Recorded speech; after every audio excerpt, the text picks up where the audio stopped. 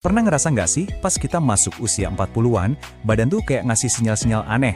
Mungkin pas bangun tidur rasanya agak kaku, atau kok energinya nggak kayak dulu lagi ya? Nah, itu bukan cuma imajinasi Anda loh, itu biologi tubuh kita yang lagi ngomong. Di beberapa menit ke depan, kita bakal coba terjemahin sinyal-sinyal itu. Kita cari tahu akar masalahnya apa, dan yang paling penting, kita susun strategi buat bangun ulang fondasi kesehatan kita.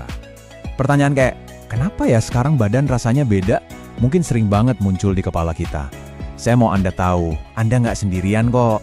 Perasaan ini tuh umum banget, dan justru ini jadi titik awal yang super penting. Ini adalah momen di mana kita harusnya berhenti sejenak dan mulai dengerin apa sih maunya tubuh kita. Yuk kita lihat lebih dekat apa aja yang mungkin lagi Anda rasain. Coba deh kita lihat daftar ini bareng-bareng. Ada yang nyangkut nggak? Mulai dari bangun tidur yang rasanya masih capek, terus sendi-sendi kaku, otot pegel seharian, sampai stamina yang kayaknya makin turun. Banyak banget yang nganggep ini, ya, gejala penuaan biasa yang mau nggak mau harus diterima. Tapi, gimana kalau saya bilang semua ini tuh sebenarnya satu rangkaian? Semuanya nunjuk ke satu musuh tersembunyi yang sering banget kita nggak sadari. Oke, sekarang kita masuk ke intinya ya. Semua keluhan yang tadi kita sebutin, dari sendi kaku sampai metabolisme yang melambat, itu sering banget akarnya cuma satu, kondisi yang namanya sarkopenia. Mungkin istilah ini baru buat sebagian dari Anda, tapi percaya deh, ini adalah kunci buat ngebuka pemahaman kita soal kesehatan setelah usia 40. Jadi, sarkopenia itu apa sih sebenarnya? Gampangnya gini, ini tuh proses di mana massa otot kita hilang, pelan-pelan tapi pasti. Dan ini bukan cuma soal penampilan jadi kelihatan lembek ya, ini soal penurunan fungsi paling dasar dari tubuh kita. Coba kita lihat, seberapa cepat sih proses ini terjadi? Nah, ini dia angkanya yang perlu kita waspadai, 8%. Setiap 10 tahun setelah kita umur 40, kita bisa kehilangan 8% dari total massa otot kita. Coba deh bayangin, pas umur 50, Anda mungkin udah kehilangan hampir 1/10 dari mesin metabolisme tubuh. Umur 60, udah hampir 1/5 yang hilang. Kelihatannya mungkin angka kecil ya, tapi dampaknya buat cara kerja tubuh kita itu besar banget. Karena otot, seperti yang bakal kita lihat, fungsinya jauh lebih dari sekedar alat buat gerak. Jadi, ini dia poin yang penting banget buat kita ngerti. Anggap aja otot itu kayak gudang gula di tubuh kita. Pas kita makan karbohidrat, gula darah kan naik tuh. Nah, tubuh yang sehat bakal nyimpen kelebihan gula itu di dalam otot. Pertanyaannya, apa yang terjadi kalau gudangnya itu makin lama makin kecil? Nah, ini nih yang disebut efek domino, dan slide-nya ngejelasinnya dengan sangat baik. Yuk kita ikutin alurnya bareng-bareng. Langkah pertama, massa otot kita berkurang, artinya gudang gula kita jadi sempit. Langkah kedua, karena gudangnya kepenuhan, gula jadi tumpah ke aliran darah.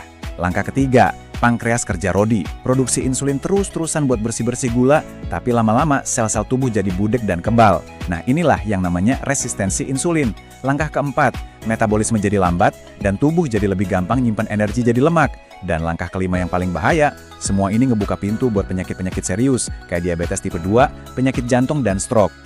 Terus pertanyaannya, kenapa sih ini bisa terjadi? Ada 4 pendorong utamanya. Pertama ya proses penuaan alami yang bikin regenerasi sel melambat. Kedua, hormon-hormon yang penting buat ngebangun otot, kayak hormon pertumbuhan dan testosteron, produksinya menurun. Ketiga, gaya hidup kita yang makin hari makin kurang gerak. Dan keempat, bisa jadi ada efek samping dari beberapa obat jangka panjang. Tapi, eits, ada kabar baiknya loh, kita bisa banget ngelawan proses ini. Oke, cukup ngomongin masalahnya. Sekarang kita fokus ke solusinya. Ada sebuah kerangka kerja yang jelas dan bisa kita lakuin yang saya sebut sebagai 4 pilar pertahanan. Ini bukan solusi instan ya, tapi ini adalah strategi jangka panjang buat ngebangun ulang kesehatan kita dari akarnya. Ini dia, 4 pilar pertahanan kita. Kita akan lihat nutrisi bukan cuma soal makanan, tapi sebagai bahan bakar buat perbaikan sel. Terus olahraga, yang secara langsung ngebangun lagi mesin otot kita. Lalu ada puasa intermittent, ini cara keren buat ngereset sistem di dalam tubuh kita. Dan yang terakhir, tidur berkualitas, yang jadi fondasi mutlak tempat semua proses perbaikan terjadi. Masing-masing pilar ini saling ngedukung satu sama lain. Yuk kita bedah satu persatu. Kita mulai dari pilar pertama ya, nutrisi. Poin pentingnya di sini tuh bukan sekedar kurang-kurangin makan atau diet kalori. Beda. Ini soal ngasih tubuh kita bahan baku yang pas buat benerin sel yang rusak, ngelawan peradangan kronis yang bikin sendi kaku, dan yang paling penting, buat ngebangun lagi otot yang udah hilang. Nah, ini dia nih, pasukan elitnya nutrisi yang kita butuhin. Kita perlu omega 3 buat madamin api peradangan di sendi dan tubuh kita. Vitamin D yang kerjanya kayak saklar buat fungsi otot. Magnesium buat bantu otot rileks dan pulih setelah capek. Probiotik biar pabrik metabolisme di usus kita jalan lancar. Dan tentu saja yang paling utama asam amino esensial dari protein yang ibaratnya tuh batu bata buat ngebangun ulang otot kita. Lanjut ke pilar kedua, olahraga. Tapi tunggu dulu, ini penting banget, kardio aja tuh nggak cukup. Olahraga kardio kayak jalan cepat atau sepedaan emang bagus banget buat jantung dan paru-paru. Tapi yang bener-bener jadi senjata utama buat melawan sarkopenia itu latihan beban atau resistensi. Latihan kekuatan kayak squat atau push up itu ngasih sinyal ke tubuh, bangun lagi ototnya. Jadi, keduanya ini kombinasi yang wajib, nggak bisa dipisah. Pilar ketiga ini agak unik, karena ini bukan soal apa yang kita makan, tapi kapan kita makan. Puasa intermiten itu bukan berarti kelaparan ya. Anggap aja kita ngasih jendela istirahat buat tubuh kita. Nah, selama jeda ini, keajaiban terjadi. Tubuh jadi bisa fokus bersih-bersih dan benerin sel, hormon pertumbuhan yang penting banget buat otot, meningkat, dan yang paling krusial, kita kasih kesempatan sel-sel kita buat dengerin lagi sinyal insulin. Ini cara ampuh buat ngelawan resistensi insulin. Dan pilar terakhir, ini sering banget kita sepelekan, padahal ini fondasinya, tidur yang berkualitas. Anda bisa makan paling sehat sedunia, olahraga paling keras, tapi kalau tidurnya kurang, semuanya bisa jadi sia-sia.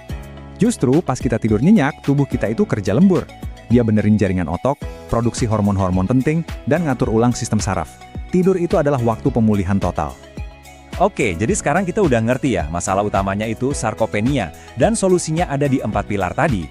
Kita bisa lihat ini bukan sebagai akhir dari segalanya, tapi justru sebagai sebuah awal yang baru. Ini adalah kesempatan buat kita secara sadar dan aktif ngebangun versi diri kita yang lebih sehat dan jauh lebih kuat di masa depan. Jadi, ingat-ingat ya, ini dia rangkuman perisai pertahanan kita.